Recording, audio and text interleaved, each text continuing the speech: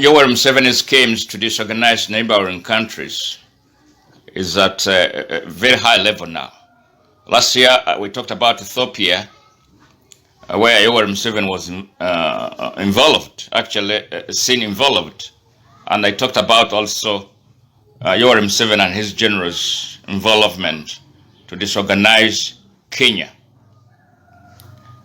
At this material time, they are planning to storm Kenya and disorganize election. And if they don't win there, they are planning to see how they can create a serious rebel group to fight if Raila Odinga wins his election. Hosea Kainerugaba recently, in the middle week of April 2022, actually last week, he tweeted, and you took it for granted, that all Kenyans, the Turkana, should get out of Uganda. They're starting a cause that could enable them to pursue the people and get a chance to enter into Kenya, to reinforce the militias that they are training to disorganize Kenya's election, and later, if they don't win there, to form them into a rebel group that will fight if Raila Odinga wins his election. Kenya should be very much alert. KDF should be very much alert. And all Kenyans should be very much alert. The IBEC of Kenya is planning and doing everything towards election. In Uganda, there is another talent center sponsored by Yoweri Museveni for his favored candidate. In the talent center, they have put electronic gadgets that will disturb the IBC in Kenya from Uganda during election, because Museveni has got a favored candidate and they don't want to see Raila Odinga winning election. Now they have prepared militias and they are training in Uganda, but from Kenya in the far east next to Sebeland. They recruited them, they are trained in Uganda and to be brought back to be deployed to disorganize elections of Kenya. And if they don't manage in that phase, they will be formed into a rebel group to fight the government if Raila Odinga wins election. It is well known, but I want to warn the idiot, General Hosea Kainerugaba. If your 2 soldiers were killed and the pathologist, and you say you have a glorious army, you should have pursued those who killed, not the whole population of Turkanas. I don't believe that the whole population of Turkanas who live in Uganda came and killed your soldiers. And it's not believable that actually it was the castle rustlers who killed the soldiers. It was something else that you know well. You must tell your father, Yoweri Museveni, to tell you what really happens. Simply because you have a scheme to infiltrate Kenya, you want to use the word Turkanas killed your soldiers. Turkanas have never killed your soldiers. But the scheme that you have planned is well known, that you want to have a cause to enter Kenya through the guise of pursuing Turkanas that they killed 2 soldiers. Turkanas are castle rustlers who have been there for 60 years, and they are only between Karamajong cattle keepers and themselves, not government soldiers. There is no way you can lie to the people that the Turkanas killed your soldiers. You only need to have a cause of fighting with Kenya so that you can say you are pursuing those Turkanas who killed your soldiers and you enter Kenya. It is known, your plan against Raila Odinga's win is known. You have done everything in conjunction with some politicians in Kenya. It is known. It is known. Tread carefully. You're just an idiot, actually Lumox, who can generalize a statement and you think people will not know what you mean. Tread carefully. Yoweri Museveni and General Hosea Kainerugaba, you must tread carefully. You are planning to disorganize Ethiopia. You are planning to disorganize Kenya. You have aided the Tigrayan forces, and you are still continuing to train them and give them all logistics and finances through those generals that Museveni has assigned to do that operation. But tread carefully. You may be crushed before you crush them.